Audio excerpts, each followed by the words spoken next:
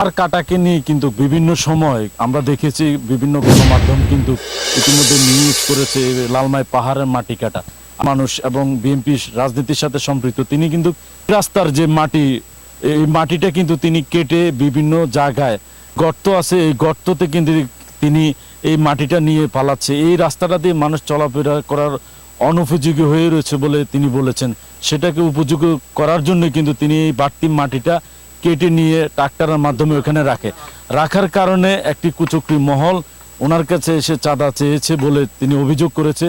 এবং এই খবরটি তাৎক্ষণিক সোশ্যাল মিডিয়াতে ব্যাপক ভাইরাল হওয়ার কারণে কিন্তু আমাদের সদর দক্ষিণ উপজেলা নির্বাহী কর্মকর্তা থেকে তিনি কিন্তু একটা লিখিত অভিযোগ এনেছে এই মাটি কাটার বিষয়ে দক্ষিণ ইউনিয়ন ম্যাডামকে জানিয়েছে আমরা শুনবো এখন যে মাটি কাটা নিয়ে আসলে ওনার সাথে কার দ্বন্দ্ব ছিল এবং আসলে এই মাটিটা কি উনি অবৈধভাবে কেটেছে কিনা বিগত সরকারের আমলে কিন্তু এখানে পাহাড় কাটা এবং ক্ষমতাশালী যে আসে প্রত্যেকটা নেতাকর্মীর চিন্তা চেতনা থাকে পাহাড় কেটে কিন্তু তারা বিভিন্ন ভরট এবং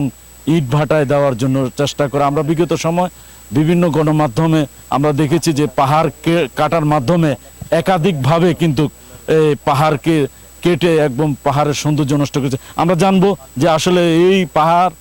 না কেটেও তিনি পাহাড় কাটার অভিযোগে অভিযুক্ত বিষয়টা একটু যদি বলেন। জি আসসালামু আলাইকুম।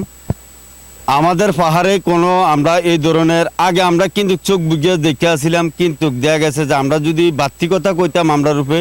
এই আমলের লোকেরা মনে করেন তসারিং করতো তাইলে কিন্তু দেখা গেছে সরকার পতনের পরে দেয়া আমরা এক গাড়িও পাহাড়ের মাটি ব্যস্তি বললে আমরা দিই না আমরা আরো প্রতিরোধ করি পাহাড়ের মাটি কাটা যাবে না পাহাড়ের কাটি মাটি নেওয়া যাবে না। হ্যাঁ না আমি পাহাড়ের মাটি কাটি নাই কিন্তু পাহাড়ের যে একটা চলিং রাস্তা আছে চলিং রাস্তাটা দেয়া গেছে যে মানুষের চলাহিরির লেগে খুব একেবারে কষ্টকর এই কষ্টকর জায়গাটা দেয়া গেছে যে আমি চলিং রাস্তার মাটিটা কিছু মাটি আমি যে কাঁচা রাস্তাটা আছে ওই কাঁচা রাস্তাটার মধ্যে খড়খাদ্য জায়গার মধ্যে নিয়ে আমি রিপেয়ারিং কাজ করছি। আপনাকে কাটার অনুমতি দিয়েছে আমার এই দিচ্ছে কাটার আমি একটা দরখাস্তর কাগজ দিয়েছিলাম টিউনু ম্যাডামে অ্যালাউ করছে অ্যালাউ করার পরে কইছে যে 1.5 মাস পরে এই কাজটা হবে আমি কইছি ম্যাডাম আপনি যদি কোন বলে যে আপনি অনুমতি দেন আমি এলাকার লোক নিয়ে আমি এই কাজটা ক্লিয়ার করে দিব তখন ম্যাডামে বলছে যে যাও তুমি কাজটা করো বাধা দিছে আমারে হানিফ মাঝি ও হাইজা গলা বাড়ি তে নামদামি কোনোরকম একটা বিএমপি করে বলে কিন্তু কেডি নামদামি বিএমপি না তারা চাঁদাবাজি করে তারা বিএমপির নামে একটা চাঁদা কর আমার কাছে 10,000 টাকা উনি চেয়েছি আমি কইছি যে 1 টাকা না বিন্দু পরিমাণ দিব না তুমি কিন্তু বেশি ইয়া করলে তুমি এখান থেকে যাইতে পারবা না। কিন্তু সামাজিক কাজ করতে সামাজিক এলাকার জনগণের স্বার্থে উপকারের লেগে আমরা যে রাস্তাটা করে দিই এটা সরাই দিতে আছে এটা সরাইতে যাই এখন ওই হাউজাগলা হানিফ মাঝে বাধা দিছে বাধা দিছে আমরা ফার মানে তারা বলে ফার কাটতে লাইতেছে ফার কাটতে বলে মারি সরি সরাই দিতেছি আমরা তো ফার রাস্তা